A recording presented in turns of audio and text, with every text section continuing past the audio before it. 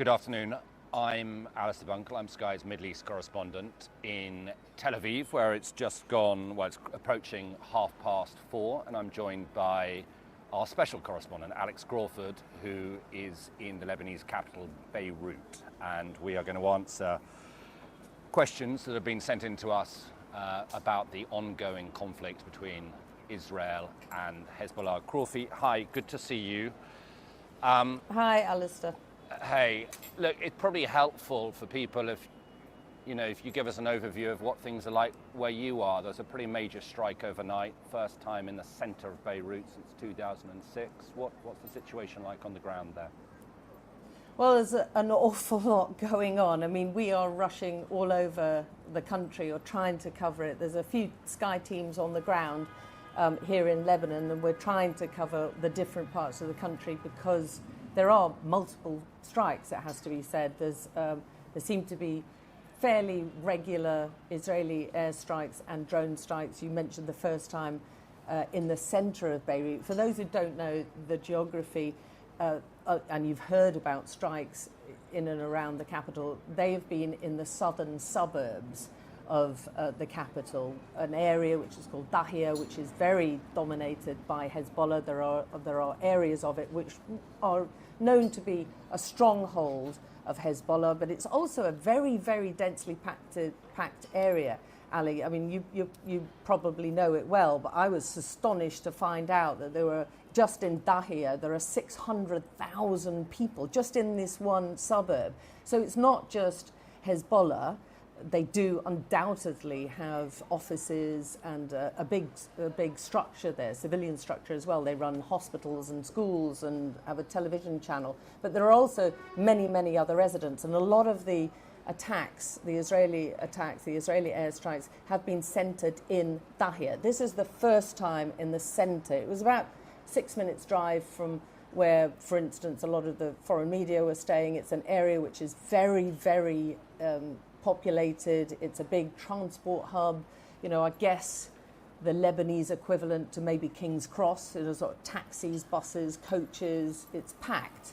The target appears to have been three members, key leaders of a Palestinian faction who were in a building, and it looked fairly targeted because it was a drone strike, and you could see one sort of area of the building, one floor, which had been targeted and taken out.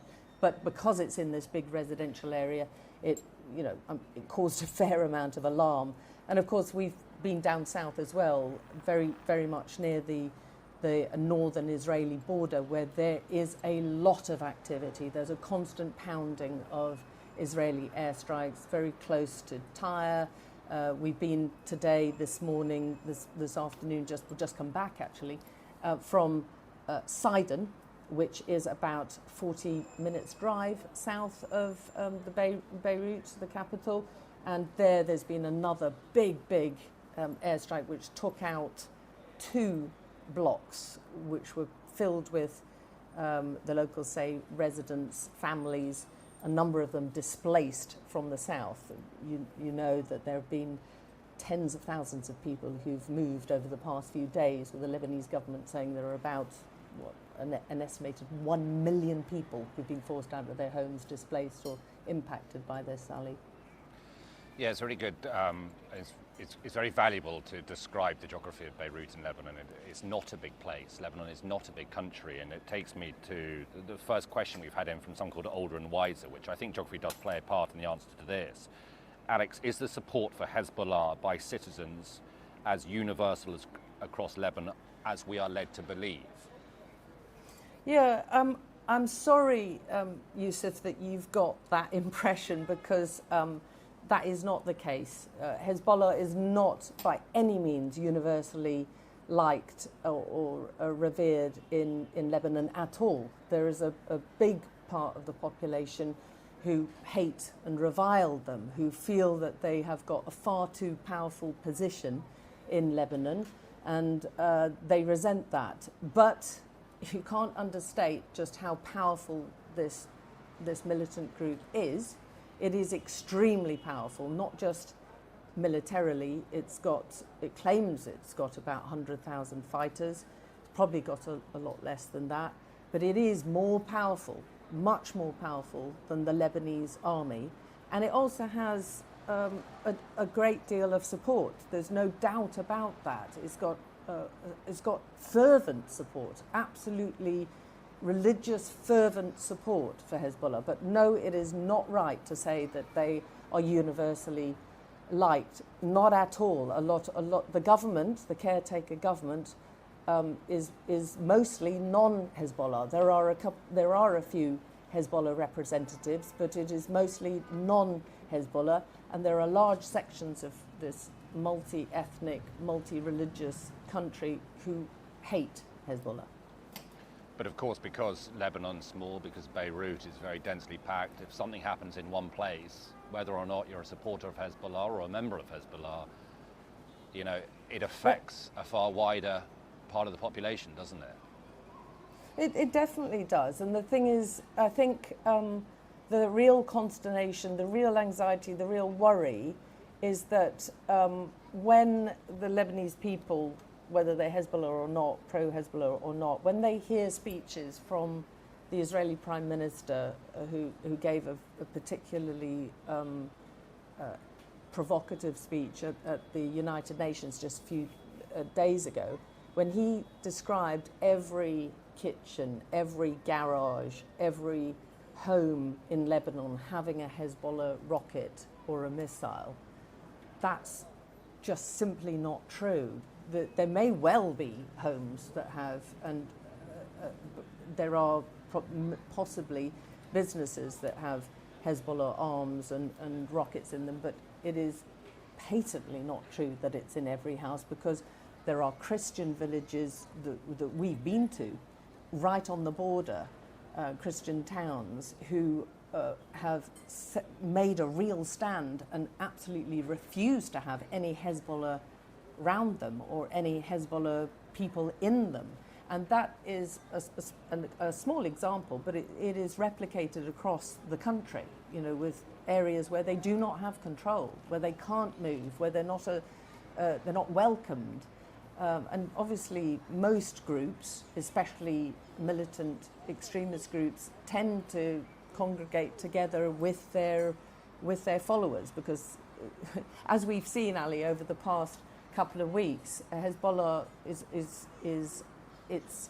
its network has been seriously infiltrated. There's a lot of intelligence failings that have led to the Israeli forces being able to pinpoint exactly where their key leaders and commanders are, so that a group that was already paranoid, already very neurotic about keeping control and having spies in it or infiltrating it, is even more so now. So they don't want to be around people who might be, or groups or towns who might be saying what their movements are.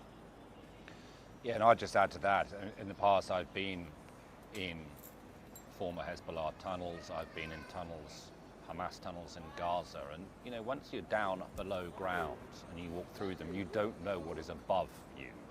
And the inverse is true as well. If you live in an apartment block in the middle of Beirut, you don't necessarily know what's below you as well. So when you get a call or a text message from the IDF saying evacuate immediately, it is quite plausible that a lot of the people who are ordered to evacuate have no idea that their home might or might not be above a Hezbollah tunnel or some Hezbollah infrastructure.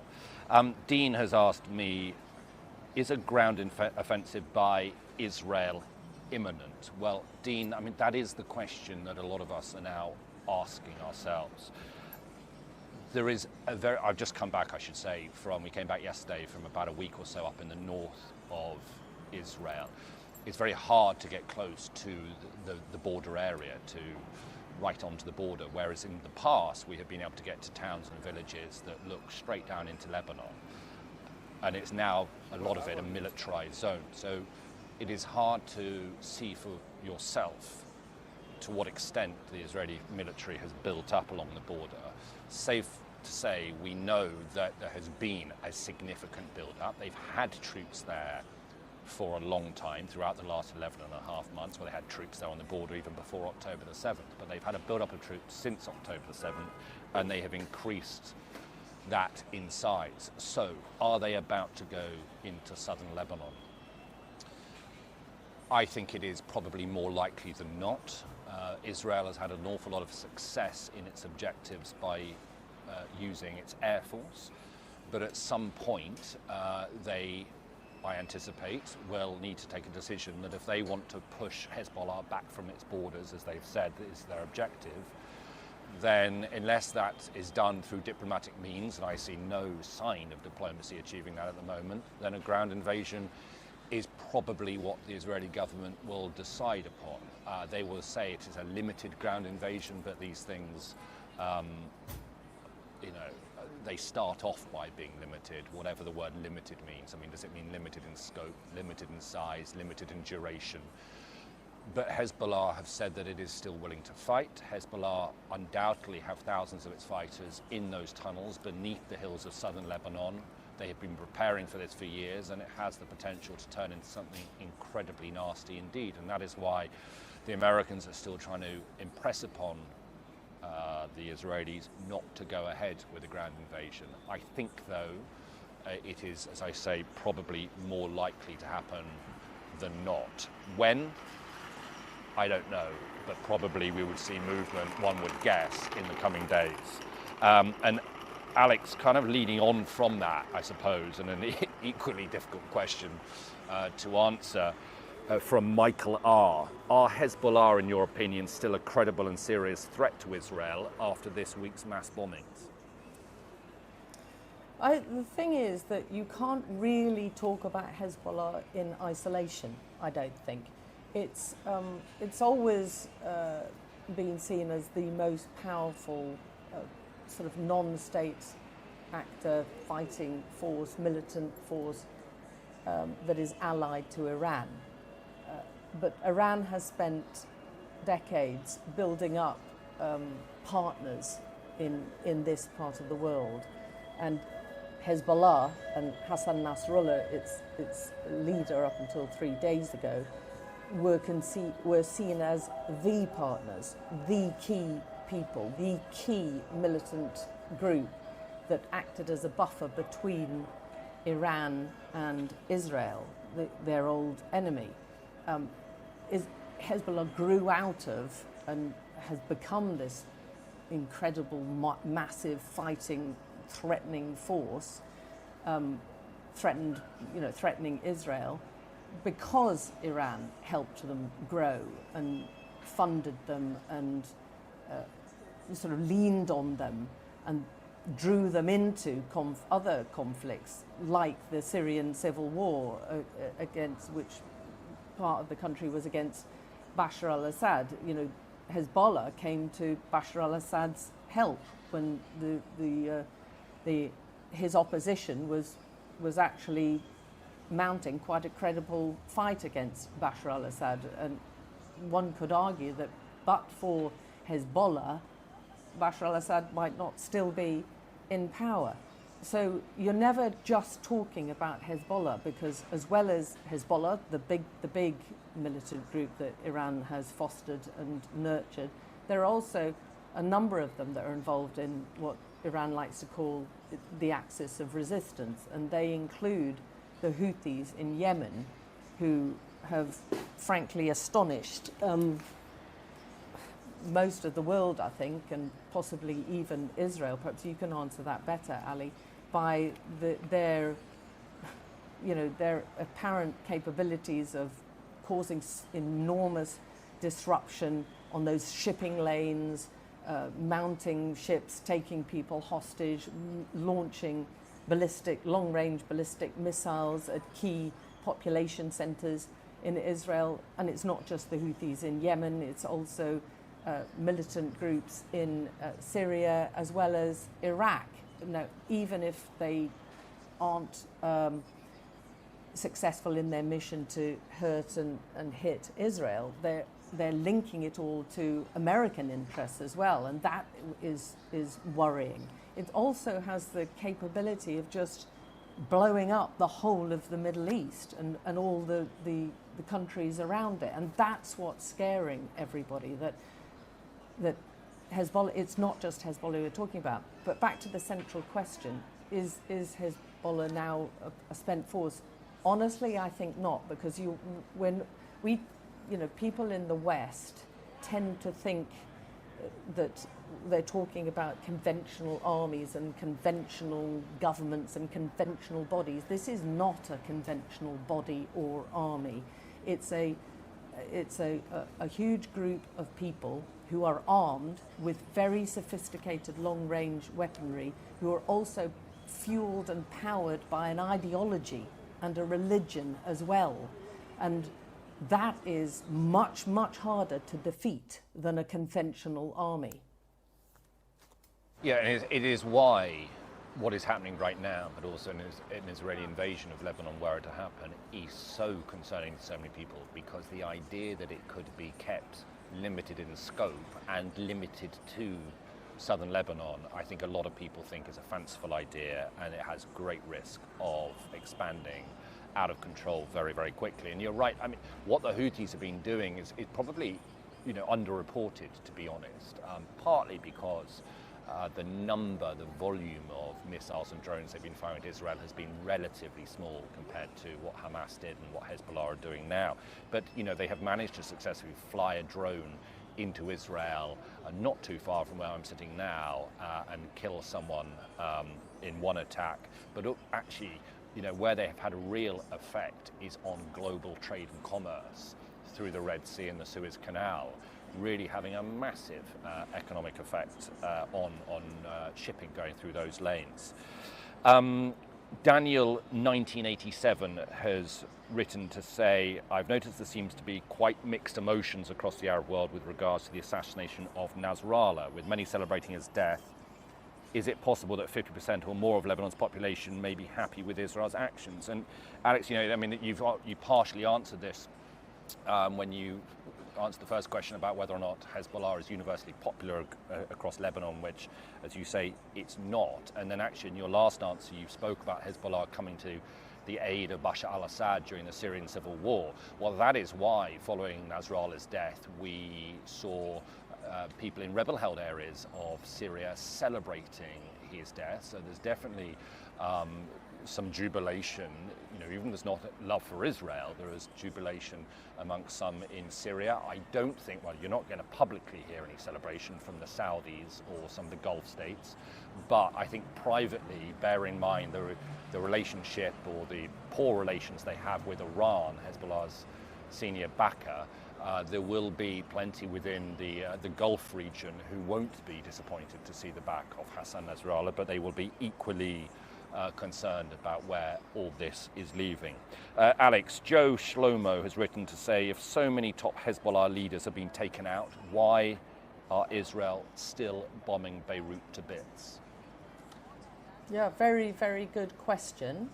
I think one way of answering it is that Israel has stated, the Israeli authorities, their politicians and their army chiefs have indicated that one key focus of this latest spike in activity against Hezbollah is because they want to return their citizen to the north of Israel, and they believe the Hezbollah positions around the south of Lebanon, which have been firing into Israel since October the 8th, a day after the Hamas-led attacks into Israel on October the 7th. Hezbollah sort of entered this whole arena by firing rockets into Israel, and that sparked a very big Israeli response. Over the last 11 and a half months, the two have been engaged in, up until 2 weeks ago, a very unofficially agreed way of cross-border exchanges, where they tended to direct most of their fire against these border areas. The suggestion was that Israel was trying to push Hezbollah fighters back north beyond the Litani River, which acted as a buffer zone so that they believed that Hezbollah couldn't really mount many dangerous attacks if they did that. And that had held in place, that agreement had held in place until October the 7th for many years, many years. And in fact, the two, there had been agreements, maritime agreements up until before October the 7th, which seemed to indicate that the two were, Israel and Lebanon, were reaching, going forward. But then October the 7th happened. Everything, the cars were thrown up everywhere, and there was a new present, if you like. So a lot of citizens have left northern Israel, about an estimated about 60,000 or so, give or take. A lot of citizens in the south of Lebanon have also been dislodged from their homes. That's much higher, 120,000 or so. I think it's important to point out that Israel has fired, according to ACLED, a group which is monitoring all the attacks, nearly 5 times as more weaponry and attacks into Lebanon during that period compared to Hezbollah. But then they escalated it. They moved up a gear about 2 weeks ago, when they spent that time targeting, it seemed, the Israelis targeting key commanders, mostly around the south. We saw a lot of weapon stores blowing up, a lot of commanders. They took, Hezbollah took heavy casualties. And then they moved up a gear. And you remember, Ali, that the US envoy, Amos Hochstein, did a lot of diplomatic toing and froings, flying between Tel Aviv and Beirut and and Washington, and trying to broker some sort of ceasefire when it was all beginning to ramp up. One of the things that we understand he was agreeing and had sort of agreed and was reassuring the Lebanese government, who were acting as intermediaries with Hezbollah, that there would be certain red lines that Israel wouldn't cross. They wouldn't hit the center of Beirut. They wouldn't take out key Hezbollah leaders, mainly Hassan Nasrallah and his other top group. And the suggestion is that perhaps there clearly was a breakdown of trust, and none of these red flags were observed. And we're now in this position where we're having the center of Beirut hit, and we're seeing the key Hezbollah leaders being taken out. And despite all the protestations, very tough protestations from Hezbollah leadership, I mean, again today, the number 2, the Deputy Secretary General, Naim Qassem, has, the first time he's spoken since the death of Hassan Nasrallah, has talked about how we're not going to be bowed, we're carrying on, we're constantly going to defend, we're not going to be deterred from defending what he described Gaza and Palestine or the people of Lebanon. We love martyrdom, where every leader can be replaced by another leader, and the key one, the replacement for Hassan Nasrallah, will be announced soon. So there doesn't appear to be, the rhetoric is coming from Hezbollah, but they haven't delivered on many of the promises that they were going to really severely punish Israel for what they saw as crossing all the red lines. Iran too has delivered some, sort of chilling speeches about how they're going to deliver severe and tough punishment against Israel for, attacks in Tehran and for attacking their very close ally, taking out their very close ally Hassan Nasrallah. But again, we haven't seen that.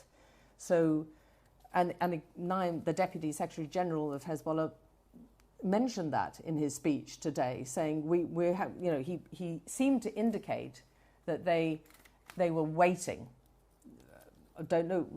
I don't know. We have to take this at face value, because at the moment we haven't got any other option. But he seems to indicate that they were waiting. They hadn't exhausted their capabilities, and they were going to deliver this punishment in good time. We are exerting minimum effort from our part. The battle might take long time, he said. We will face any pressure, and we're ready for ground incursion. Israel will never achieve its goals. He acknowledged that the sacrifice is great because they've lost their leader, but they seem undeterred. In fact, at the end of the speech, he basically said, chill, relax, that, you know, we're going to be taking this battle forward. I mean, the signs do not look good at all. And we have been anticipating a confrontation between Hezbollah and Israel for many, many months now, beyond the crossfire on the border. And as we were anticipating it and thinking how it might play out, I think almost everybody would have assumed that by now Hezbollah would have fired at Israel with many more rockets than it has done. Attempts to try and overwhelm Israel's sophisticated missile defense system, probably using more long-range precision missiles to hit places like Tel Aviv, where I am now, Jerusalem, where we live, and that hasn't really happened yet. And so the question is why not? And I think the only conclusion I'd come to is Hezbollah has probably decided potentially to play the long game, to wear Israel down, to make sure it uses its arsenal in a sensible, progressed way, and not to fire everything all at once, because it probably knows one way that it can score a victory over Israel is to embroil them into a very long-term conflict, which after 12 months of war in Gaza is not what the Israeli people, the Israeli society is up for at the moment. Right, I'm just going to try and scoot through a couple more whilst we've got 5-10 minutes left. Paul F., how many UK missiles are being used by Israel? Paul, I wouldn't like to say none. I'm not entirely sure, but it'd be close to none. Israel's imports of arms from the United Kingdom, the last year there were records, which I think was 22, 23, equated to about 0.03% of the arms that Israel imports. So basically what I'm trying to say is Britain is small fry. Britain has a big defense industry, but when it comes to Israel, it is small fry. It is the Americans who are the main military backer of Israel, followed by the Germans and the Italians, somewhat surprisingly. So whilst it is sort of diplomatically and potentially legally significant that the UK has withheld some arms, practically it's not going to make much difference on the ground. And another question from Craig, which concerns events here. Could public opinion topple the Israeli government, and where are the moderates? Well, I mean, public opinion will always have its say eventually when there are new elections here, which are due to be held in 2026.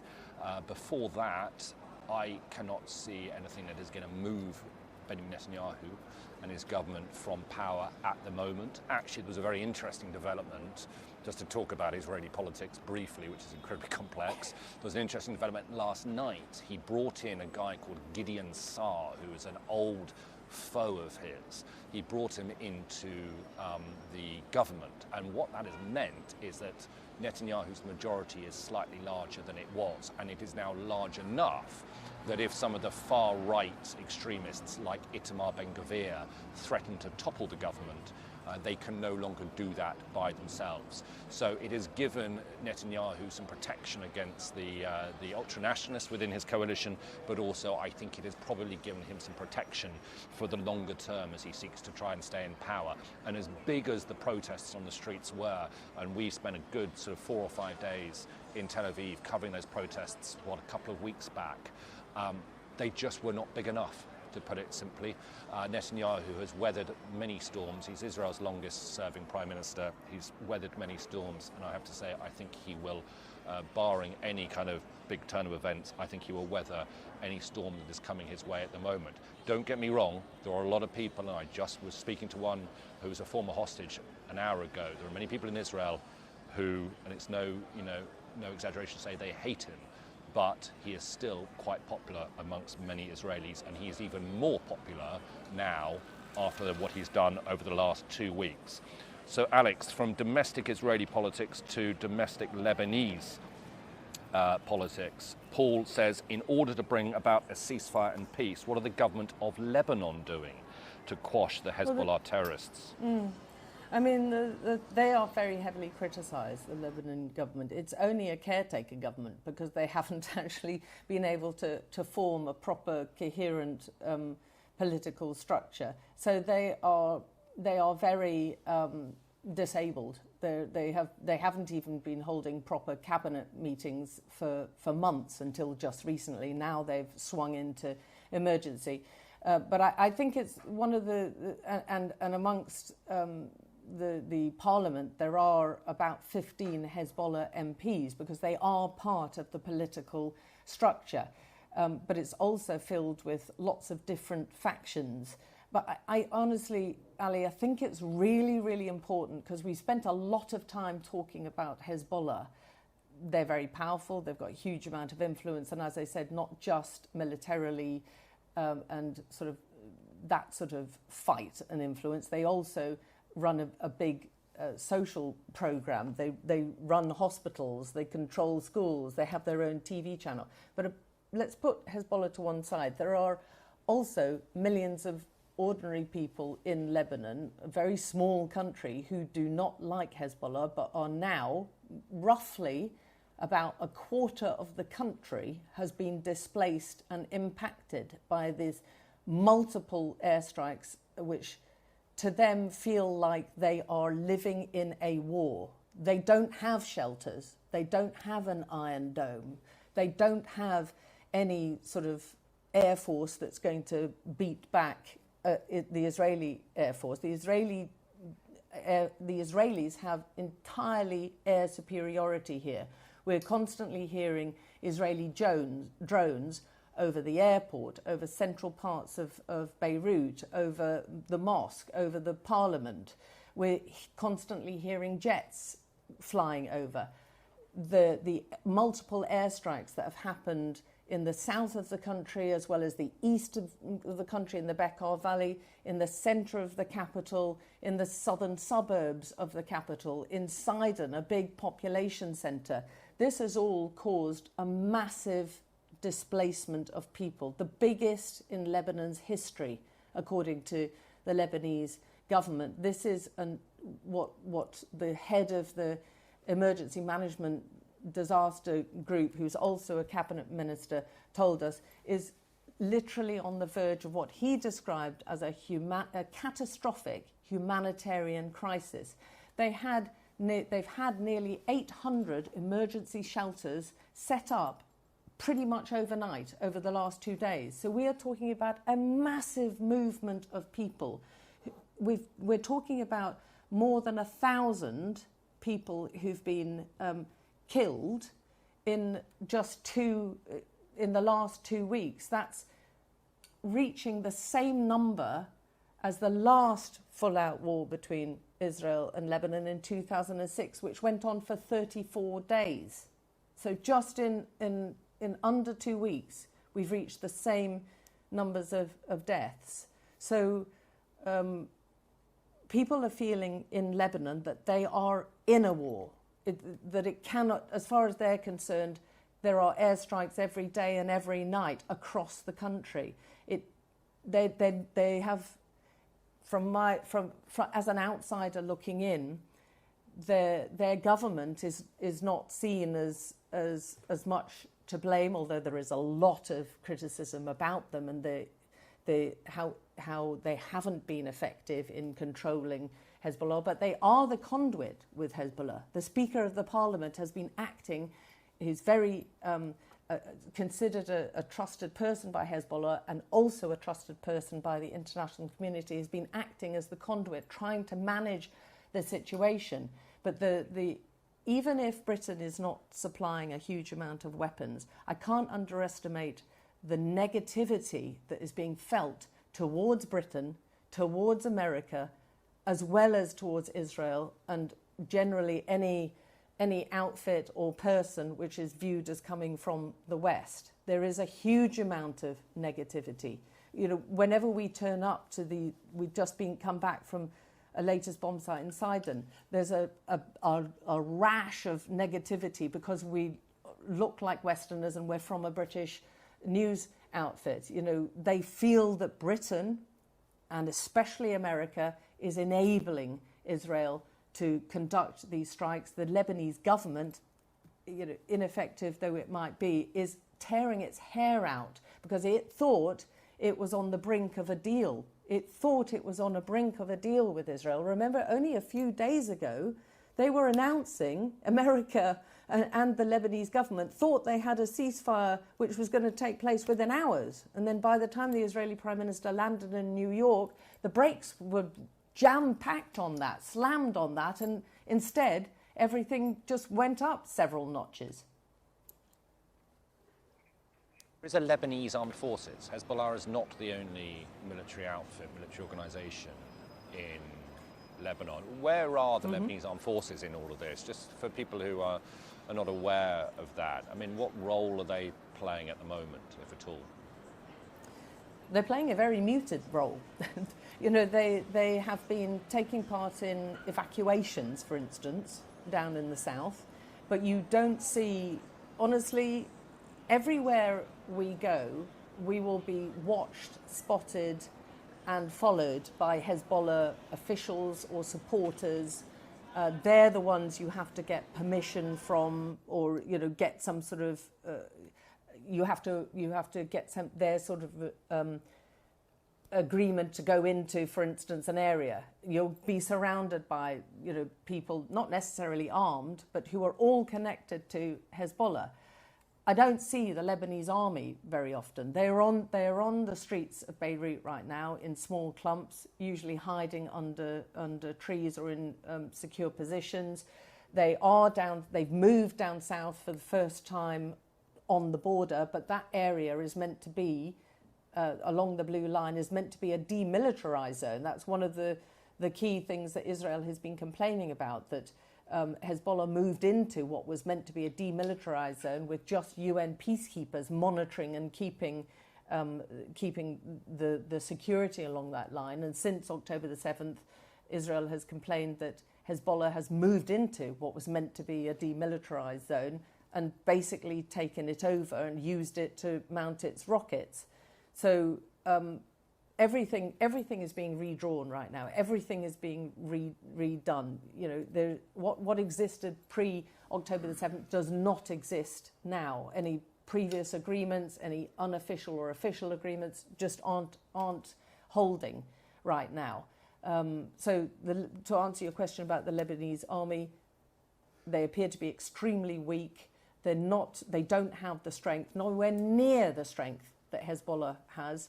Either militarily or influence-wise or support-wise. And they've had to work. This has gone on for many years, so it's probably not fair to blame either the Lebanese government or even one outlet, the Lebanese government or the Lebanese army, or the people far more informed and far more influential than us know that this has been going on for quite some time, and it has just been allowed to go on without any development or any progression on the diplomatic front, despite efforts. There's a lot of feeling, remember, Ali, in Lebanon that although America says one thing, the US government and the administration is saying that it's working hard to broker a ceasefire and to dampen down things between Hezbollah and Israel, they're not seen as entirely straight actors either. They, according to what's going out on the ground and what the Lebanese people are saying, those who are running from bombs, those who are caught up in hospital, those who have lost loved ones, they don't believe that the US has been an honest broker in this. They don't believe they have been trying hard enough to broker or to rein in Israel. And unfortunately, that is the perception in Lebanon. Can speak to Palestinians, speak to people in Gaza. It is, and the perception around the wider Middle East that the Americans are saying one thing and doing another. A couple of years ago, to talk about the Lebanese Armed Forces, a couple of years ago we were filming on the sort of mountainous border area between Syria and Lebanon, doing a story about smuggling between the two. And at sort of first light, we got taken to a Lebanese military base and got given breakfast. And breakfast was sort of fresh fruit and vegetables and eggs. And the commander explained that they'd grown the fresh fruit and vegetables on the base, and the eggs came from the chickens that were on the base. And I said, well, why is that? He said, well, because we've got no money. And one of the soldiers came up with the idea that we do have a bit of land. We don't have money, but we've got land, so let's grow our own produce. And he said that is also why people often choose to join Hezbollah rather than join the official armed forces, because they'll be paid better. And so, you know, it's just one anecdote, but it perhaps speaks to the difficulties that the official armed forces find themselves in. But also I would say that if there is an invasion of southern Lebanon, then the Lebanese armed forces will have to have a choice. Do they sit back and do nothing and then be criticised for not defending Lebanese territory, or do they get involved? And I think they might find that they are forced to get involved, and that is why we should see this as a war between Israel and Lebanon, not just a war between Israel and Hezbollah. It affects more than just Hezbollah. It affects thousands, hundreds of thousands of Lebanese civilians as well. And just one thing to add on the UN Security Council Resolution 1701, which, Alex, you were talking about Hezbollah's violation of it, having Hezbollah fighters near Israel's border. You know, firstly, I've witnessed that with my own eyes. I have seen Hezbollah fighters within yards of the Israeli border about 13, 14 months ago. But it is also, I think, important to point out that Israel has also been violating that agreement. There's a record of around 35,000 violations of 1701 by the Israelis, flying through Lebanese airspace, travelling through their maritime space, but also there's a number of border disputes. So it's not just a binary issue. It would require diplomatic negotiation for that to be resolved. Right, we've gone on for not far off an hour. I know we haven't got to everybody's questions, but looking through a lot of the questions, I think we have indirectly answered most of them. I hope we have done so. Alex, thank you so much. What's your report on tonight?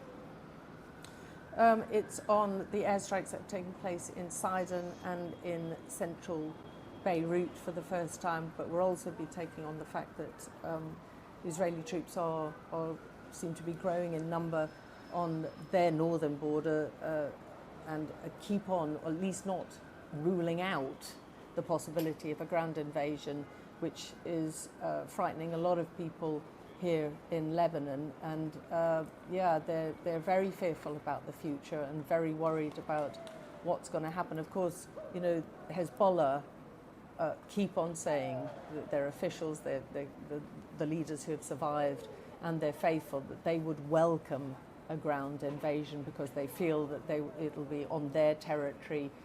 They can't compete with jets that are dropping bombs or drones that are flying in and firing missiles, but they feel they would be able to take on ground forces, and that is horribly worrying for most of the people of Lebanon, because the idea, a country which is already on its knees, economically broken, has had so many knockbacks over the past few years, the fact that it's now maybe drawn into be part of a really painful, long and deadly war with its neighbour is not a good outcome at all for anyone.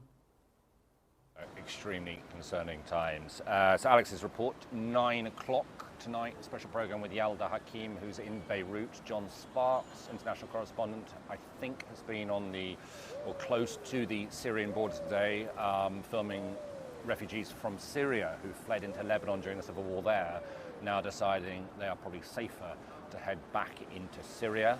Deborah Haynes, our defence and security editor, has replaced me in the north currently, so she will be reporting from up close to the northern border.